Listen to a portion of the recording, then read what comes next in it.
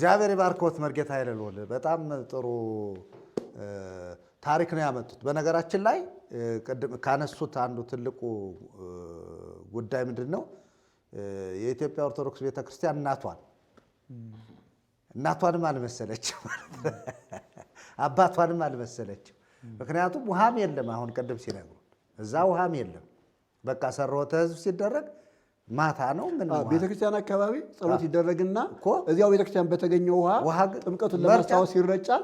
ከዚያ በቃ አለቀ። የለም መውረድ የሚወርድ ታቦት ምናምን የለም። በስመ አብ ወወልድ ወመንፈስ ቅዱስ። እንደው እናትን አለመምሰል በጣም ይገርማል።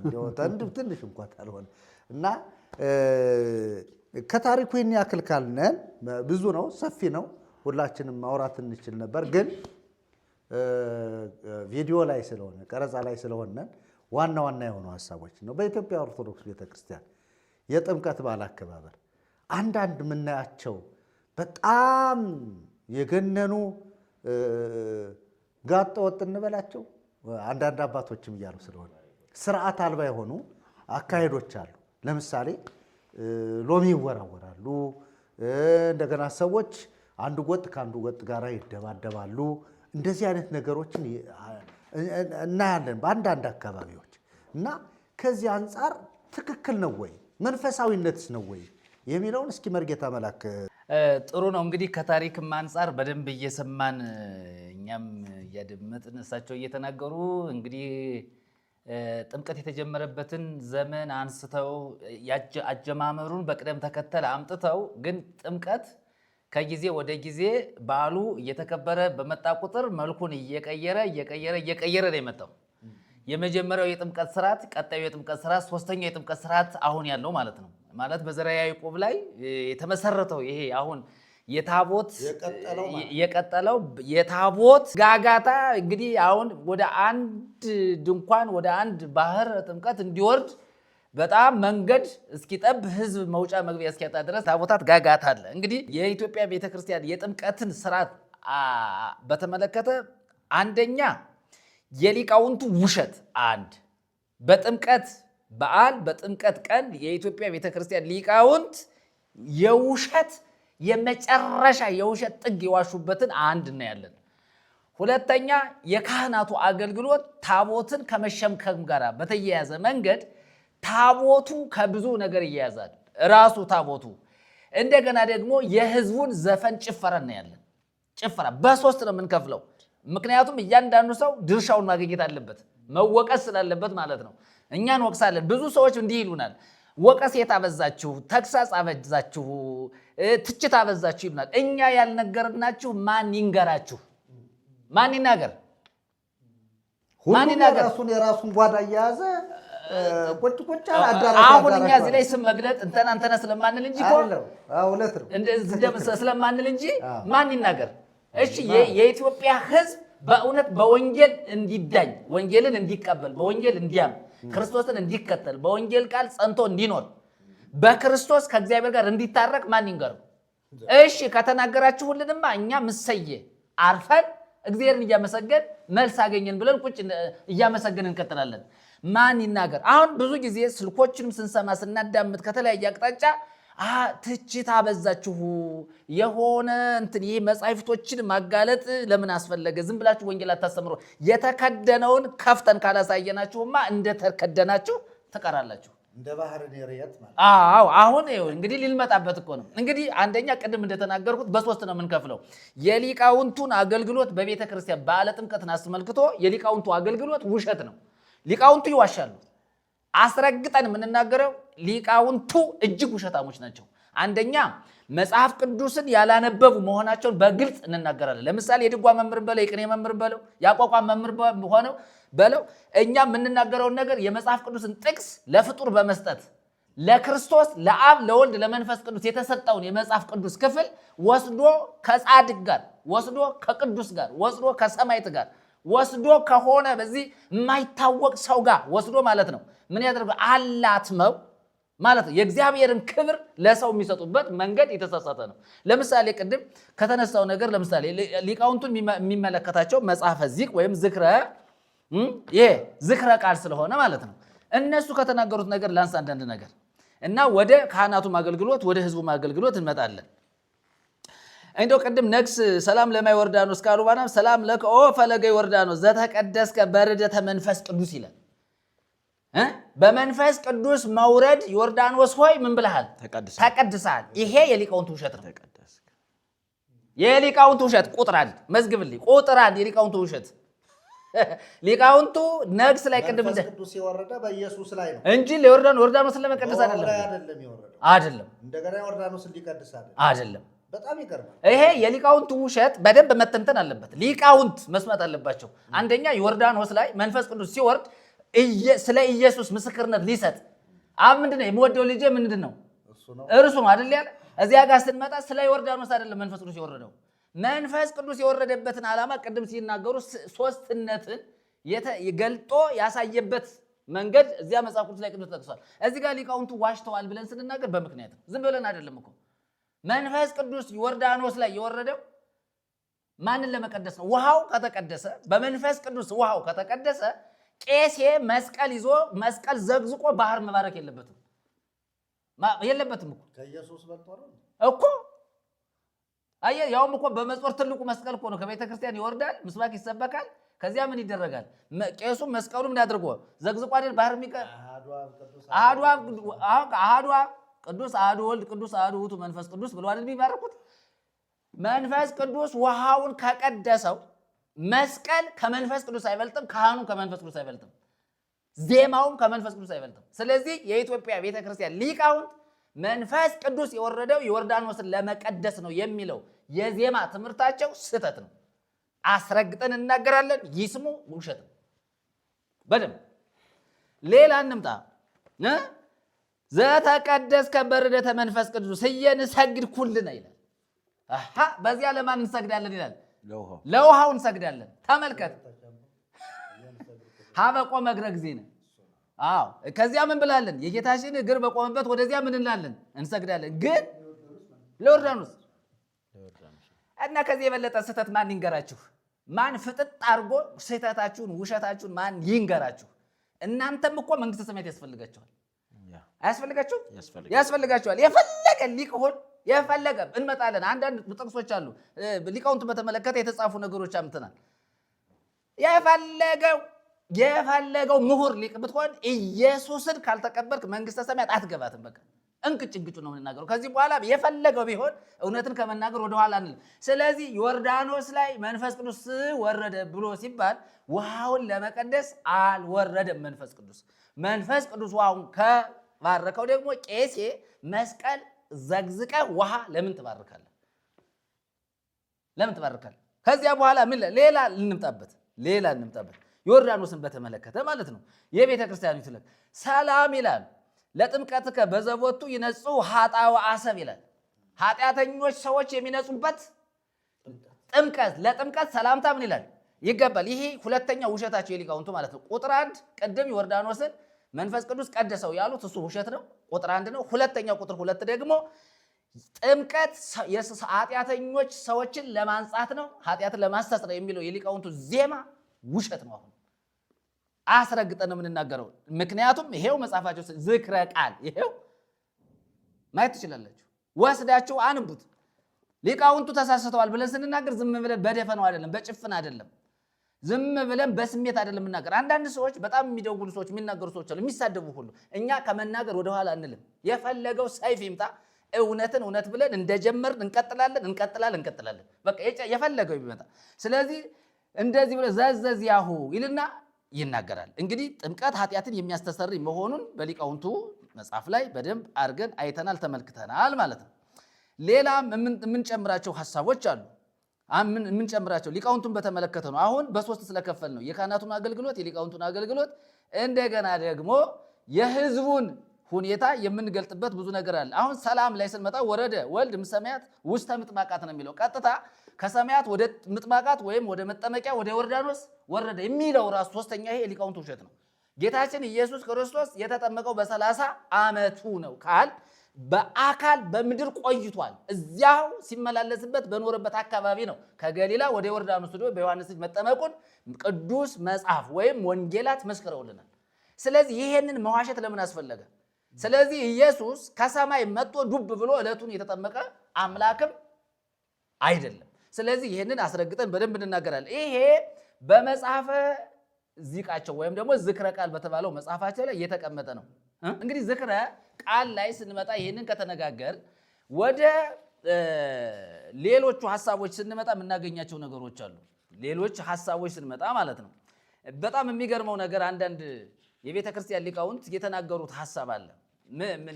እንዲያው እኔ ሊቃውንት ከሆናችሁ እኛ ጥያቄ አለን በእናንተ ላይ፣ ይህን ጥያቄ ብትመልሱልን በጣም ደስ ይለናል። ሊቃውንት አዋቆች ከሆናችሁማ ይላል እስቲ ቀን ፍጠሩ ሳይመጣ ጨለማ።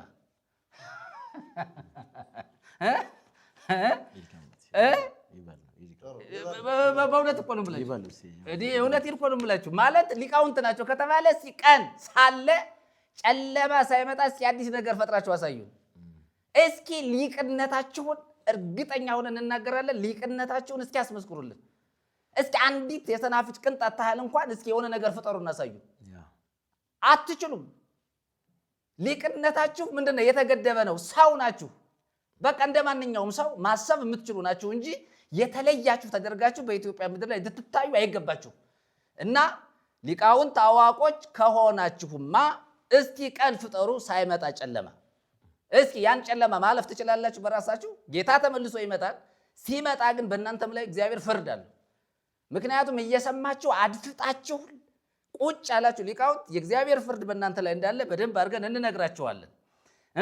እንዲያውም አንድ ጊዜ በጣም ሊቃውንቱ የተናገሩት ነገር በጣም የሚያስቅ ነው። አንዳንድ ጊዜ ማለት ነው የሊቃውንቱ ስህተት ነው እያወራን ያለ ነው። መኑ ጠቢብ ወመለብው አሉ ከመ እግዚአብሔር አገው። አሁን ሊቅ ናቸው እነዚህ አይደል? እግዚአብሔርንና ሀገርን እንዴት አድርገው ነው አንድ በኩል አይን ማየት የሚችሉት? እና ይሄንን በደንብ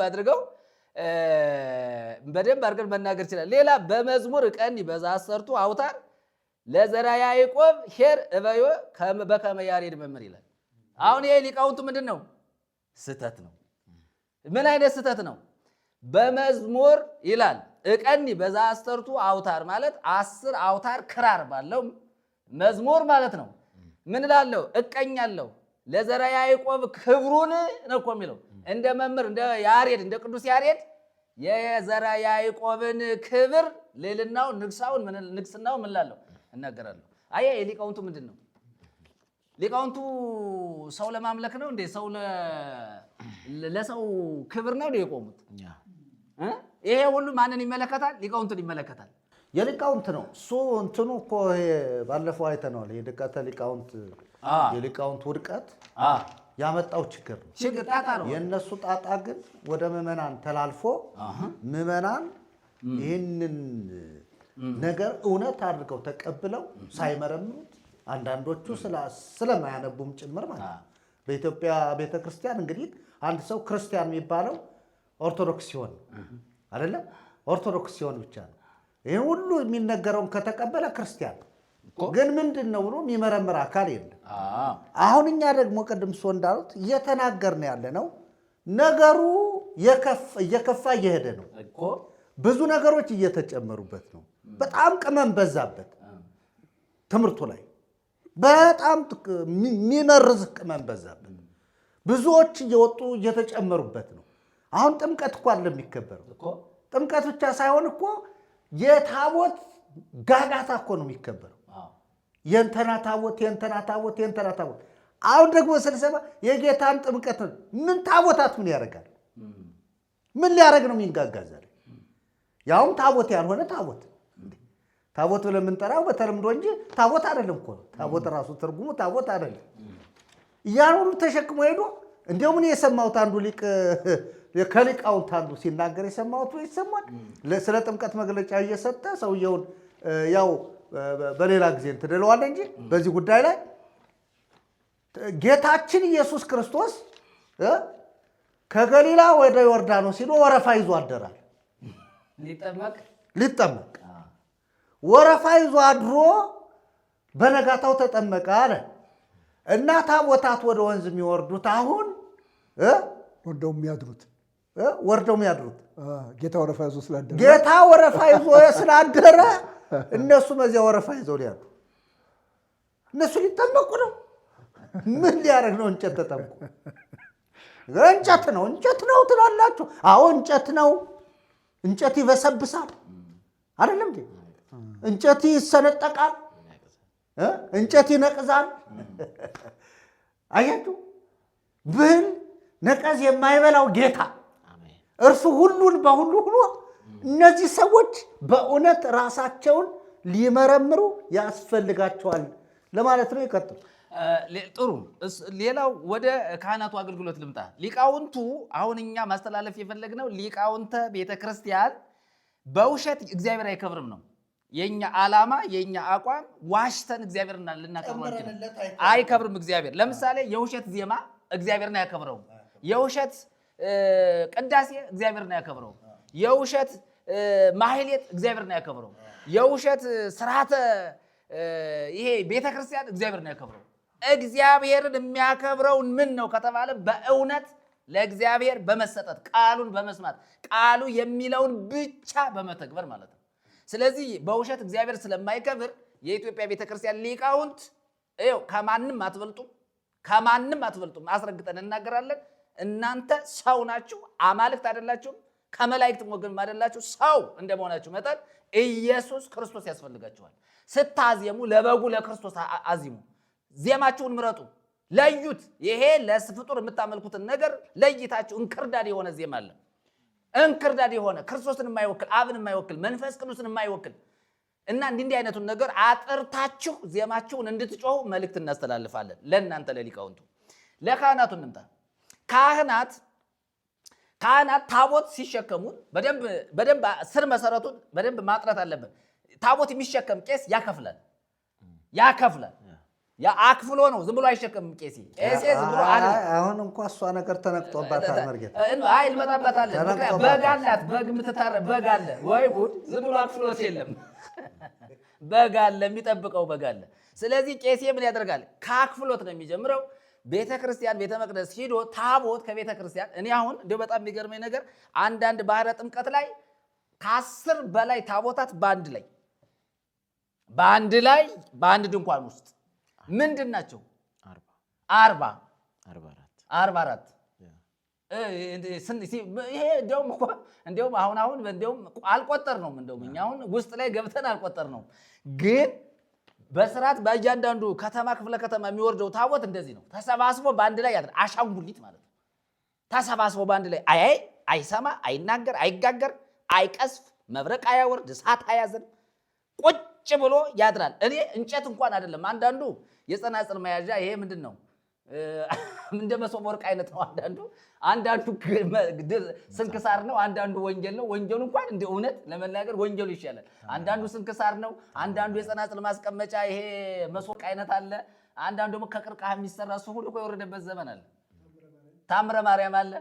አሁን ህዝቡ ይሄ አሁን ለካህናቱ ነው እየተነገርን ያለ ነው። ወደ ህዝቡ ስንመጣ ደግሞ ህዝቡ የሚያደርገውን ደግሞ በደንብ እንናገራለን። ካህናቱ ጣዖታትን ተሸክመው ከቤተ መቅደስ የተቀመጠውን ስፍራ ተሰጥቶት ቦታ ተሰጥቶት ስርዓተ ቤተ ክርስቲያን እየተፈጸመ ባለበት ቦታ የተቀመጠውን ጣዖት ከቤተ መቅደስ አውጥተው ህዝብን በአደባባይ ለማሰገድ ነው የሚወጡት። ምንም ጥያቄ የለው። የፈለጋችሁ የሆነ ነገር ብትናገሩ ይሄ ጣዖት እንጂ ምንም ነገር አይደለም። ስለዚህ ህዝቡ ማንን እያመለከ ነው ብለን ስንናገር ጣዖት ነው የሚያመልከው። እንደገና ደግሞ ካህናቱ የሚሸከሙት ምንድነው ካል ጣዖት ነው የተሸከሙት። ምንድነው እሱ? ከእንጨት የተጠረበ ነው። አንዳንዱ በትክክል አንዳንዱ እንጨት ነው፣ አንዳንዱ ቅድም እንደተናገርኩት መጻሕፍቶች ናቸው። አንዳንዱ ደግሞ የጸናጽል ማስቀመጫ እንደ መሶበ ወርቅ አይነት ማለት ነው። እንደዚህ አይነት የተሸከመው ነው የሚያወርዱት። ታምረ ማለት እኮ መርጌታ መሶበ ወርቅ እኮ መሸፈኛ ነው እንጂ መሶበ ወርቅ ውስጥ ምንድነው የሚቀመጠው? መጽሐፍ ነው የሚቀመጠው። መጽሐፍ ነው የሚቀመጠው። አያችሁ፣ አሁን ታምረ ማርያም ቄስ ታምረ ማርያምን በዚህ በአናቱ ላይ ለምሳሌ አሁን ይሄ ዝክረ ቃል አይደል?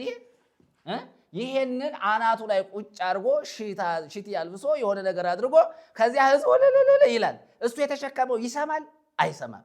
ያያል አያይ? ያዳምጣል አያዳምጥም? እጅ እግር አለው የለውም? እስትንፋስስ አለው የለውም? ምንም ነገር አይንቀሳቀስም። በድን ነው። ይሄንን ተሸክሞ ሲወርድ ካህኑ ምን ያደርጋል? ቄሱ ህዝቡ ያጨበጭባል። መርጌታው ደግሞ ቄሱ ደግሞ ምን ያደርጋል? የውሸት ዜማ ደግሞ ምን ያደርጋል? ያዜማል። ወረደ ወልድ እያለ ማለት ነው። አየህ፣ ይሄ በደንብ መስተካከል አለበት። ሌላው ካህናት ታቦት ተሸክመው ባሕረ ጥምቀት ይሄዳሉ። ይታረዳል፣ ይበላል፣ ይጠጣል፣ በጎጥ ይደገሳል፣ ይበላሉ፣ ይጠጣሉ። ከዚያ ማሕሌት ቁመው አድረው ባህሩን ባርከው ህዝቡ ይጠመቃል። አሁን ያ ጥምቀት በምንድን ነው እየተጠመቀ ያለው? አንዳንዱ በመርጨት ነው እንደዚህ፣ አንዳንዱ ደግሞ ምንድነው ይሄ ጎማ መጥቶ ማለት ነው ህዝቡን እንዳለ የሚያበሰብስ ማለት ነው። እንዳለ ልብሱን የነጫጭ ልብስ ለብሶ ሄዶ ከዚያ በስብሶ ይመጣል። እሺ ያ ምንድነው ጥቅሙ? ጥቅሙ ምንድነው? ኃጢአት ለማስተስረይ ነው? ለመዳን ነው? ለመጽደቅ ነው? የዘላለምን ህይወት ለማግኘት ነው? ምንም አይነት ፋይዳ የለው። እውነት እንነጋገር ከተባለ የተረጫችሁት ውሃ ለኃጢአት ስርየትም፣ ለመዳንም፣ ለጽድቅም፣ ለዳግም ልደትም፣ ለዘላለም ህይወትም አያበቃም። ያ ውሃ ማለት ነው። እንግዲህ ካህናቱ ሄደው ተመልሰው ሲመጡ በጣም አንድ ነገር መነሳት ያለበት ነገር፣ እሺ ዳውጃ እየተነጠፈለት ሲወጣም ሲወርድም ሲመለስም ዳውጃ የሚያነጥፍ ወጣት መከራውን የሚያይ አቧራ ላዩ ላይ የሚበንበት አስቡት። በየመንገዱ ዳውጃ እየተነጠፈ ያን ዳውጃ ሲሸከም ወገቡ እስኪቆረጥ ሽንጡ እስኪቆረጥ መከራውን የሚያይ ትውልድ አለ። ይሄስ መጽሐፍ ቅዱሳዊ ነው? መጽሐፍ ቅዱሳዊ አይደለም። እሺ እንደዚያ ሆኖ ዳውጃ ተነጥፎ መንገዱን ጨርሶ መጥቶ በየመንገዱ እየቆመ ማሕሌት እየተጨሆ ይሄ አቡኑ ስመ ለዓለሙ እየተጸፋ ወረቡ ካህናቱ ዲያቆናቱ ከበሮ እየደበደበ ካህናቱ በራሱ እየዘፈነ ለምን እንስተዋለን? ይዘፍናል ቄሱ ድብ እናርጎ። እንደ ቄስ እንደውም ዘፋኝ የለም።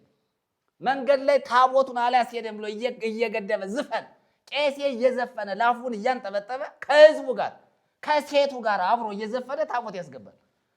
ይሄም በደንብ መታየት መቻል አለበት። እሺ ዘፍነው አውደ ምሕረት ላይ ካደረሱት በኋላ የሚገርም ነገር በግ ቤተ መቅደሱ ወይም እዚያ ቤተክርስቲያን አውደ ምሕረቱ ላይ በግ ታርዶ የበግ ደም ረግጦ የሚገባ ታቦት አለ። ይሄ ጣዖት አይደለም ወይ? ባዕድ አምልኮ አይደለም ወይ? አይደለም። እንዴት ታቦት በግ ይታረድለታል? ታቦት እንዴት ለታቦት እንስሳ ታርዶ እንዴት ተባርኮ በግ ተባርኮ ታርዶ ደም ረግጦ ካህኑ እንዴት ይገባል? እሱ በደንብ መታየት። ይሄ ባዕድ አምልኮ ነው። እኛ እንደ ታድሶ እየተናገርን ያለ ነው። እየተናገርናቸው ያሉት ነገሮች በሙሉ መጽሐፍ ቅዱሳዊ አይደሉም። ከክርስቶስ ትምህርት ያፈነገጡ ናቸው። የክርስቶስን ትምህርት የሚወክሉ አይደሉም። ባዕድ አምልኮ ነው። ከባዕድ አምልኮ ተመለሱ ነው። ስለዚህ የካህናቱ አገልግሎት ደም ረግጦ ቤተ መቅደስ ካስገባ በኋላ የሚገርማቸው ነገር ከዚያ በኋላ ህዝቡ ደግሞ ታቦት ምዕዋድ የሚባል አለ። አውደ ምሕረቱን እየዞሩ ምን ማደረገ ሆይ ያለ ህዝቡ ዱላውን ይዞ ጥሩሩን ይዞ ገናውን ይዞ ህዝብ ምን ያደርጋል? ታቦት እያጀበ። ታቦት በዘፈን ነው ወይ በጀባ ነው ወይ የሚገባው? ይሄ ራሱ በደንብ መፈተሽ አለበት። በዚያ ጥላቻ አለ፣ መደባደብ አለ፣ እርስ በርስ ብዙ ነገሮች አሉ። ሎሚ መወርወር እንደው ራሱ በቃ ዝሙት አለ፣ ሴሰኝነት አለ፣ አመንዝራነት አለ፣ በጣም ስካር አለ። በጣም የሚዘገንን ነገር ይሄንን እኛ እንናገረው እንጂ ብዙ አባቶች አሁን በሚዲያ ላይ ወጥተው እየተናገሩ ነው። ስህተት መሆኑን እያወሩ ነው። አካሄዳችን ትክክል አይደለም፣ ይሄ በዓለ ጥምቀት መልኩን እያጣ ነው ብለው እየተናገሩ ያሉበት መንገድ አለ። ስለዚህ ካህናቱ ይሄንን ጣዖት ተሸክመው ወደ ባሕረ ጥምቀት መውረድ፣ ወደ ቤተ መቅደስ መልሰው ማስገባት በጣም የተሳሳተ ነው። ወደ ህዝቡ ልምጣ። ህዝቡ በደመ ነፍስ ነው የሚንቀሳቀሰው። ለጥምቀት ያልሆነ ቀሚስ ምን ይላል? ይበጣጠስ። በቃ ይበጣጠስ። ከዚያ ታስሮ የኖረ የዚህ በቃ የባለ ሀብት ልጅ ምናምን ቤት ግቢ ታስሮ የኖረ የሚፈታው የዚያ ዕለት ነው።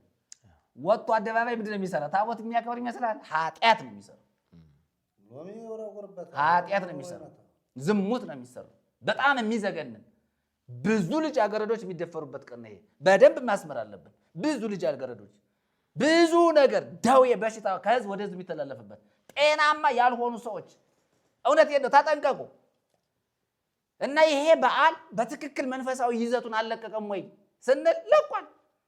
አንድም ስሙ ነው ያለው እንጂ ክርስቶስ የለም እዚያ ውስጥ። በዓለ ጥምቀት ተባለ፣ የጥምቀት በዓል ተባለ፣ ግን ስያሜው አለ እንጂ እየተፈጸመ ያለው የሚመለከው ባዕድ አምልኮ ነው። የሚጮኸው ባዕድ አምልኮ ነው። የሚደረገው ነገር ሁሉ ከባዕድ አምልኮ ጋር እየያዘ ነው። ይሄ ባዕድ አምልኮ ነው። ምድራችንን እንዲያርጎ ጭምድድ አድርጎ ይዞ ትውልዱ ወንጌል እንዳይሰማ፣ እንደውም ጥምቀትን ከምን ጋር አያያዙት? ከነፍስ መዳን ጋር፣ ከጽድቅ ጋር፣ ከኃጢአት ስርየት ጋር አያይዘውት ቁጭ። የቤተ ክርስቲያን ሊቃውንቱም ይሄ አንድምታ ተማርን የሚሉት ሊቃውንት የተባሉ ሰዎችም ወደ መድረክ ሲመጡ የሚያወሩት ንጹሕን የክርስቶስን ወንጌል አይደለም የሚሰብኩት ታዲያ ምንድን ነው? የተበረዘ ትምህርት ነው። የተበረዘ ትምህርት። ስለዚህ እኛ እንደ ተሐድሶ የምንናገረው የኢትዮጵያ ቤተክርስቲያን ወደ መታደስ ወደ ወንጌል መምጣት አለባት። ሳትበለሻሽን ጊዜ ሳትበለሻሽ። እውነቴ ነው። እንግዲህ የሚያመልጠው ያመልጣል፣ የሚሾልከው ይሾልካል። ወንጌል እየተረዳ እውነትን እየተረዳ አኩርፎ የተቀመጠው ሁሉ ይኖራል። ይቀመጥ፣ ግድ የለም። ግን አንድ ቀን እግዚአብሔር ደግሞ የሚያመልክበት በመላት እግዚአብሔር ዘመን ያመጣል። ስለዚህ ህዝቡ እንዲህ አይነት ነገሮችን በደንብ አድርጎ እንዲያው የምንናገረውን ነገር ሰምቶ የወንጌልን ቃል ሰምቶ ክርስቶስን ሰምቶ በትክክል የጽድቅ አገልግሎት እንደጀመረ ኢየሱስን አስበው ወደ አገልግሎት የገባበትን ፈለግ ተከትለው ጥምቀቱን እንኳን ለምን እንደተጠመቀ ምስጢሩ ገብቷቸው ቢያከብሩት እንኳን እንደው ጥምቀት ነው። ሌሎች ነገሮችን ደባል ነገሮችን ትቶ ከክርስቶስ ጋር የተዛመደውን መልካሙን ነገር ማድረግ በጣም እጅግ ይጠቅማል። ስለዚህ የሊቃውንቱም ስህተት፣ የካህናቱም ስህተት፣ የህዝቡም ስህተት ተደምሮ በአንድ ሀገር እያጠፋ ስለሆነ እንደ ሀገር ተጠያቂ ናችሁ፣ እንደ ቤተ ክርስቲያን ተጠያቂ ናችሁ። እንደ ትውልድም ደግሞ ነገ የሚወቅስ ትውልድ ይመጣልና የኢትዮጵያ ቤተ ክርስቲያን አገልጋዮች ከላይ እስከታች ያላችሁት ነፍሳችሁን መልሱ ወደ ወንጌል፣ ራሳችሁን ለክርስቶስ አስገዙና ወንጌል ይበልጣል። መዳን በክርስቶስ ብቻ ነው። ስለዚህ እውነትን ይዛችሁ በጽድቅ ለመኖር እግዚአብሔር ይርዳችሁ። እግዚአብሔር ባርከውት መርጌታ መላክ በጣም ሰፊ ማብራሪያ ነው። እኔ በጣም የገረመኝ ምንድነው መሰላችሁ? ወረደ ወልድ እምሰማያት ውስተ ምጥማቃት ይላል እና ማን ነው ወልድ? እዚያ ላይ የትኛው ታቦት ነው ወልድ? ሚካኤል ነው? ገብርኤል ነው? አርሴማ ናት? ማርያም ናት? ማን ነው ወልድ? አሁን እዛ ታጅቦ እንደዛ ነው የሚለው ወረደ ወልድ። ሴትና ወንድ ታቦት ምንም ቅልቅል ያለ ነገር እኮ ነው። መርጌታ እሱ ላይ ሴትና ወንድ ታቦት በአንድ ላይ የሚያድርበት ምንድን ነው?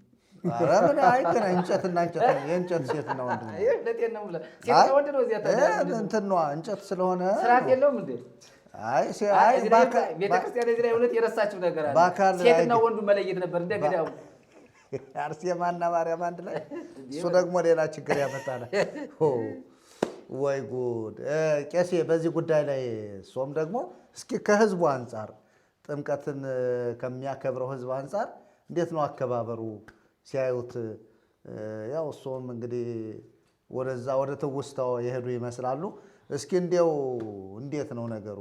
ነቀለው ወጥተዋል እዚያ።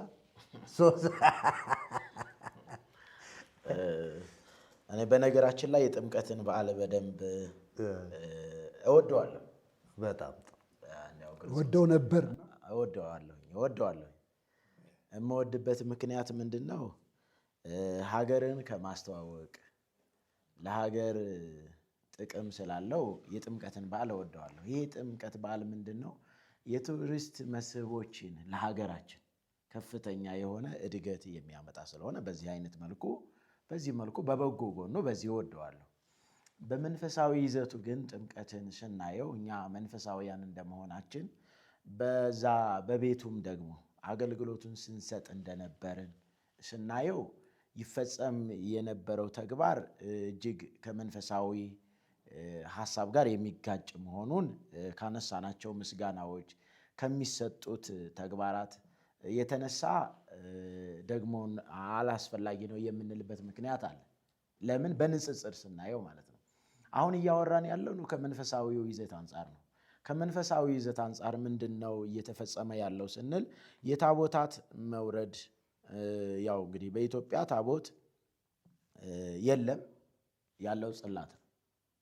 ታቦት የለም። የሌለ ታቦት እያልን መናገራችን ከምን አንጻር ነው? ከልማድ አንጻር እንጂ ታቦት የለም።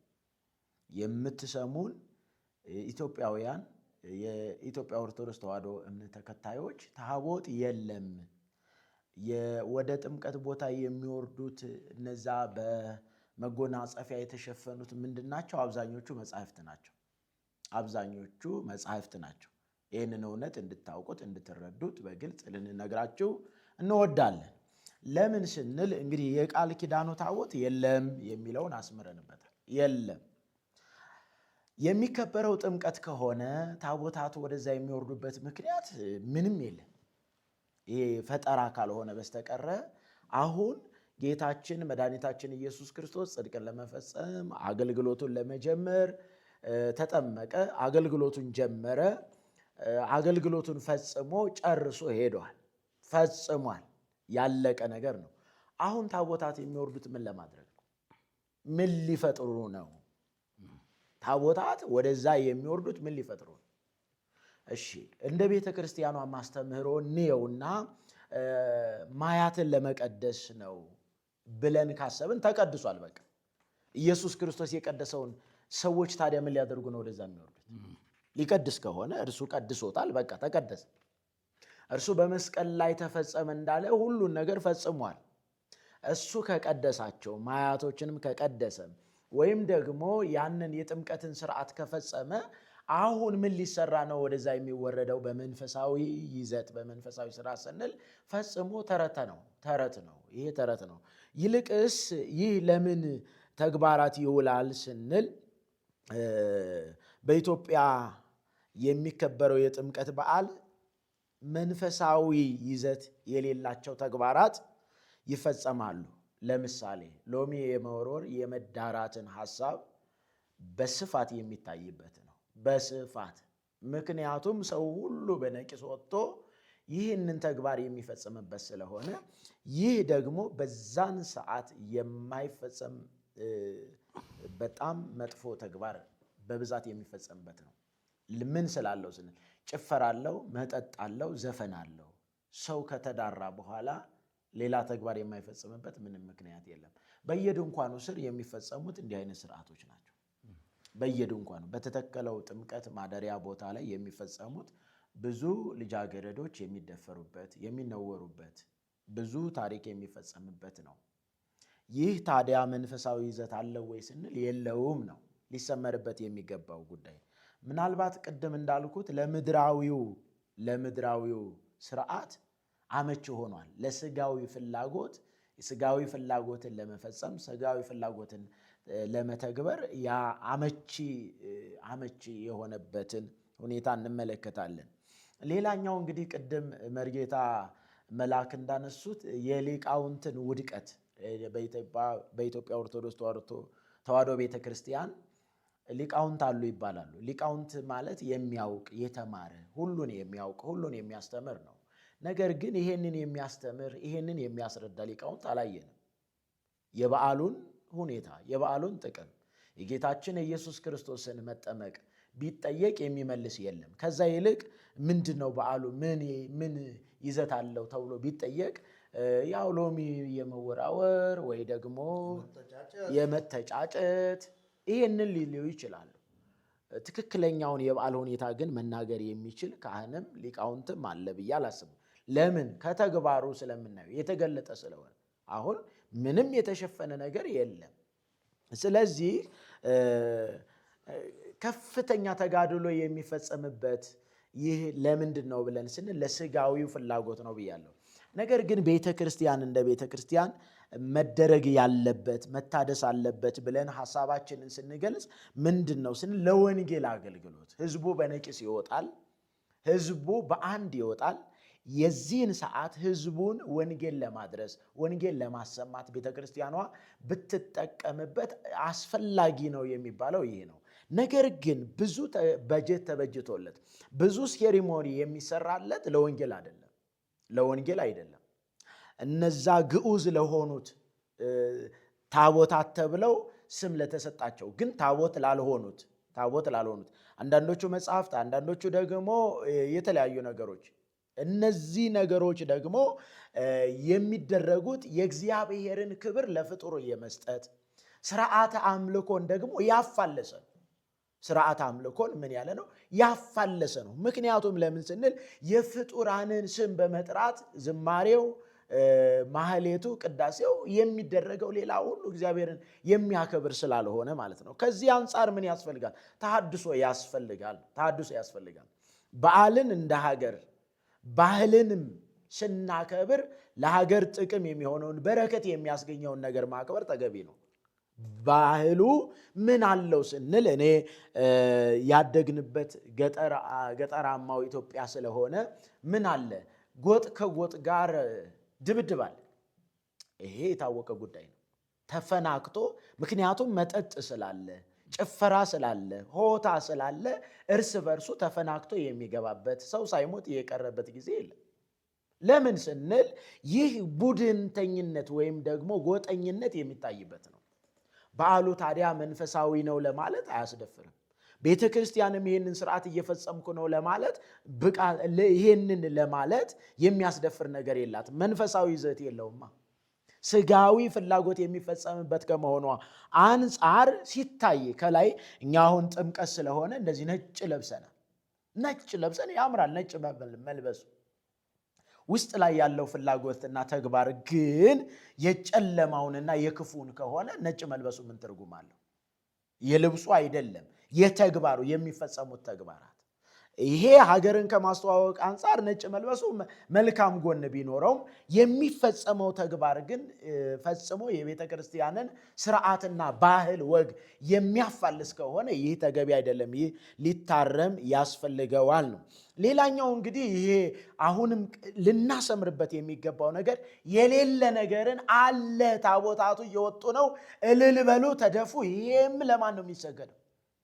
ይሄም ውሸት፣ ምንም አይነት የታሪክ ይዘት የለው። መጽሐፍ ቅዱስንም ስታጠኑ ታሪክንም ስታጠኑ የለም፣ የሌለ ባህል ነው። ከየት መጣ ስንል ፈጠራ ነው። በኢትዮጵያ ውስጥ የተደረገ ፈጠራ ነው። በተለይ ደግሞ እንግዲህ ከ14ኛው መቶ ክፍለ ዘመን ጀምሮ ያለው የቤተ ክርስቲያንን ስርዓት የለቀቀ የወንጌልን ሐሳብ ወንጌሉን አስቀምጦ ድርሳናት የሚነገሩበት ሌላ ሰዋዊ ታሪክ የሚነገርበት መሆኑ ይህ ራሱን የቻለ ስህተት ነው። ከዚህ አንጻር እንግዲህ በዓሉ ምን ይዘት አለው ስንል እንዳልነው በስፋት ወንድሞቼም እንደገለጹት በዓሉ የውስጡ ያለው ውስጡ የታመቀው አሸንክታብ የሀገር ጥፋትና የትውልድን ወደ አላስፈላጊ ተግባር የሚሰድ እንጂ እግዚአብሔርን የሚያከብር ወይም ደግሞ የጥምቀቱን ባለቤት የተጠመቀውን ክርስቶስን ኢየሱስን የሚያሳይ አይደለም። ለምን ስንል እየከበረ ያለው ታቦት ነው። ኢየሱስ አይደለም እኮ እየተከበረ ያለው። እየከበረ ያለው ግዑዝ የሆነው ከእንጨት የተሰራው ታቦት ነው፣ ታቦት የሚባለው ነገር። ስለዚህ ይህ ግዑዝ የሆነው ነገር ደግሞ ሊከበር ይከበር የሚል ትእዛዝም ስርዓትም የለም በእግዚአብሔር ቃል ሚዛን። ስለዚህ ጌታችን ኢየሱስ ክርስቶስን የሚያከብር ስላልሆነ ሊቃውንቱም ጳጳሳቱም ቀሳውስቱም ምን ያስፈልጋል? ተሐድሶ ያስፈልጋል። ይህንን የምንለው ከጥላቻ አንጻር አይደለም፣ ትውልድን ወደ እውነተኛ ወንጌል ከመመለስ አንጻር፣ ለትውልድ ወንጌልን ከመስበክ አንጻር። ትውልዱ ማወቅ ያለበት እውነተኛውን ወንጌል ነው። ሀገርን የሚባርክ ሀገርን የሚጠቅምን ባህል ይዞ መገኘት ተገቢ ነው። ለምን ስንል ለሀገርም ለትውልድም የሚጠቅም ነገር አለ። መንፈሳዊ ስርዓት፣ መንፈሳዊ የሆነው ምድሪቱ የምትባረክበት፣ ትውልዱ የሚባረክበት፣ ጨለማው የሚወገድበት፣ ጥላቻና እርስ በርስ መለያየት፣ እርስ በርስ ደግሞ መጠላላትን የሚያስወግደውን የእግዚአብሔርን እውነት ማድረግ ተገቢ ነው እንደ ቤተ ክርስቲያን ስርዓትና ባህል። ከዚህ አንጻር እየተከበረ ያለው በኢትዮጵያ እየተፈጸመ ያለው በዓል ሊታሰብበት፣ ሊታረም፣ ሊታደስ ይገባዋል የሚለውን ሐሳባችንን አበክረን ልናስተላልፍ ይገባል። ምክንያቱም ጌታችን መድኃኒታችን ኢየሱስ ክርስቶስ ከተጠመቀ በኋላ በማርቆስ ወንጌል ምዕራፍ 1 ላይ እንደሚነግረን መንግሥተ ሰማያት ቀርባለችና ንስሐ ግቡ ብሎ ራሱ ጌታ ኢየሱስ ክርስቶስ አገልግሎቱን ጀመረ።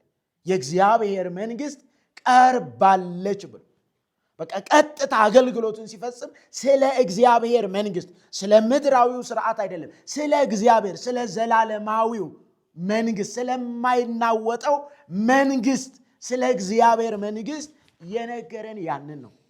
ጌታችን መድኃኒታችን ኢየሱስ ክርስቶስም ደግሞ የተጠመቀበትን ዓላማ በግልጽ ተገልጦ አይተን ሰማን። በመጽሐፍ ቅዱሱ ሐሳብ በመጽሐፍ ቅዱስ እንደነገረን መንፈስ ቅዱስም ለመንፈሳችን እንደሚመሰክረው እውነት የተጠመቀበትን ዓላማ መረዳት ማወቅ ተገቢ ነው። ከዛ ውጭ ያለው ሰዋዊ ስርዓት ግን ጠቀሜታው አይደለም ያለው፣ ጎጂ የሆነ ባህሉ ነው ያለው። ጎጂ የሆነ ባህሉ ነው። ከዚህ አንጻር ምን መሆን አለበት ነው?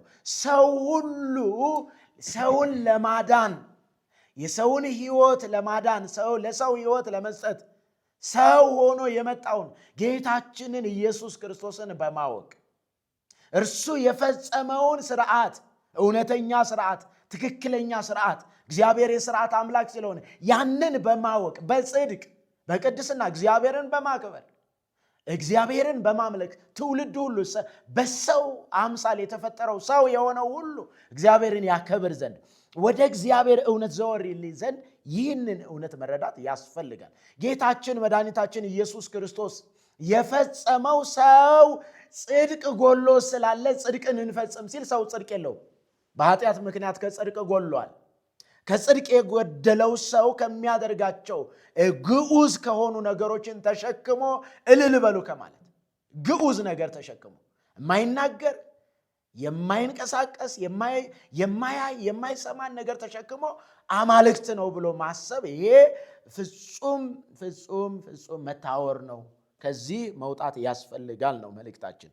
የውይይታችንም ዋናው ሐሳብ ተሐድሶ ለኢትዮጵያ ኦርቶዶክስ ተዋሕዶ ቤተክርስቲያን ያስፈልጋል። ሊቃውንቱም ካህናቱም ሕዝቡም መንቃት አለበት። የተሸከመውን ኮተት ጥሎ እግዚአብሔርን ማክበር አለበት የሚለውን መልእክት እንድናሰምርበት ይገባል። ይህንን በመረዳት ይህንን በበጎ ጎኑ በማየት ትክክለኛውን ሐሳብ ከመጽሐፍ ቅዱስ በመረዳት የበዓሉን ባለቤት ኢየሱስን ማክበር ተገቢ ነው የሚል ሐሳብ አለኝ። አመሰግናለሁ። እሺ፣ በጣም ጥሩ። እግዚአብሔር የባርኮት ቀሲስ። በጣም ሰፊ ማብራሪያ ነው። ስለ ጥምቀት ብዙ ነው ያወራ ነው። መርጌታ አይደሉል ያው ብዙ ነገር ተብሏል፣ እየተነገረ ነው ያለው። ግን ሁለት ነገሮችን እንደው ማስተላለፍ ፈልጋለሁ። የመጀመሪያው ነገር እግዚአብሔር ወይም ደግሞ ጌታ ኢየሱስ ክርስቶስ የእሱን በዓላት እንድናደርግ እሱ ያደረገውን እንድናደርግ እሱ የሰራቸውን ስራዎች እንድንሰራ ሳይሆን የሚፈልገው ነገር ምንድን ነው ከተባለ እሱ የመጣበትን ዓላማ ተረድተን ያንን ተገንዝበን አድርጎ ያለን እንድናደርግ ነው። ይሄ ነው ዋናው ትልቁ የመጀመሪያው ነገር ማለት ነው።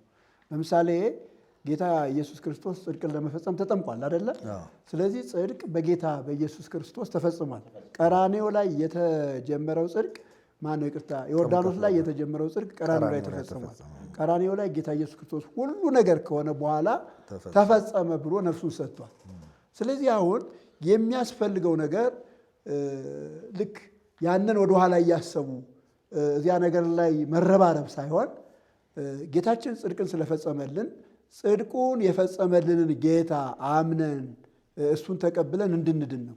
ቅድም አንድ ጥቅስ አንብቤ ያለሁኝ ምናልባት ሰው ሰምቶኝ እንደሆነ አላውቅምና ሁለተኛ ቆሮንቶስ ምዕራፍ 5 ቁጥር 21 ላይ እኛ በእርሱ ሆነን የእግዚአብሔር ጽድቅ እንሆን ዘንድ ኃጢአት ያላወቀውን እርሱን ስለ እኛ ኃጢአት አደረገው ይላል መጽሐፍ።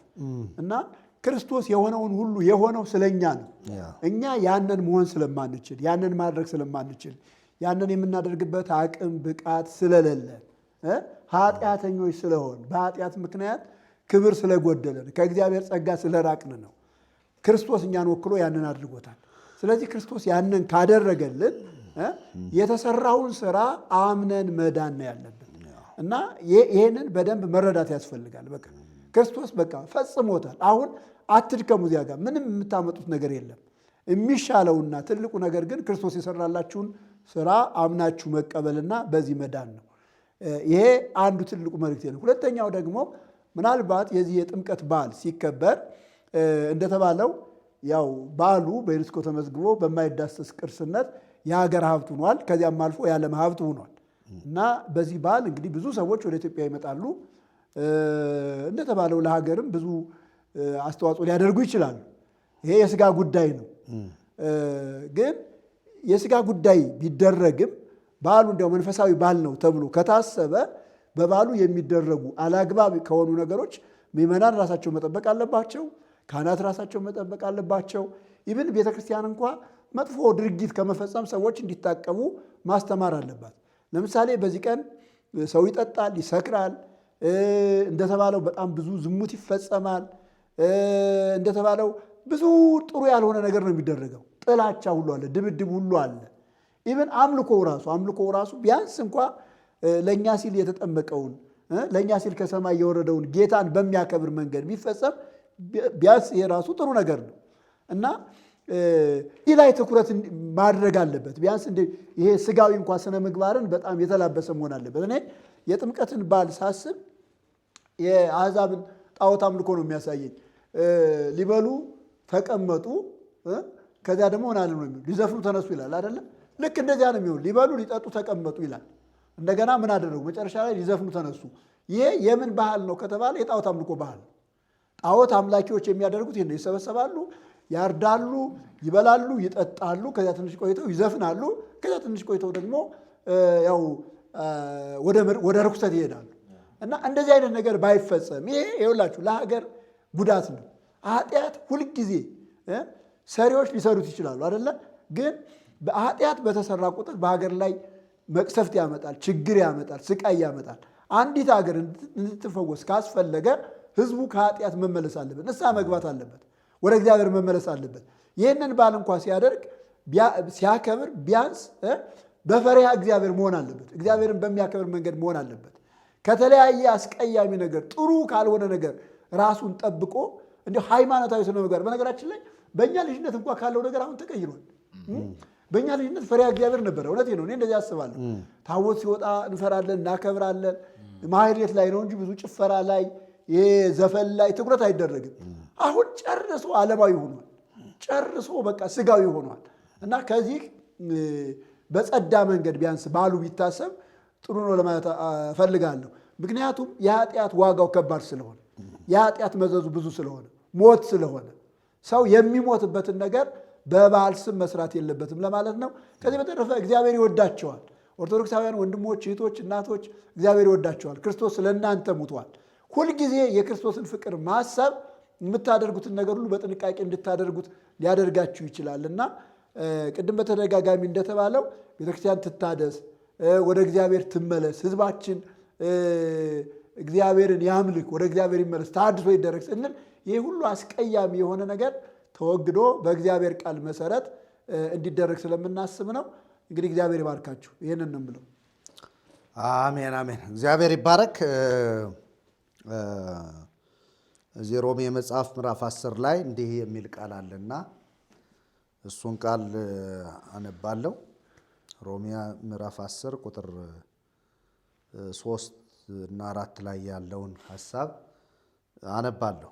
የእግዚአብሔርን ጽድቅ ሳያውቁ የራሳቸውንም ጽድቅ ሊያቆሙ ሲፈልጉ ለእግዚአብሔር ጽድቅ አልተገዙም።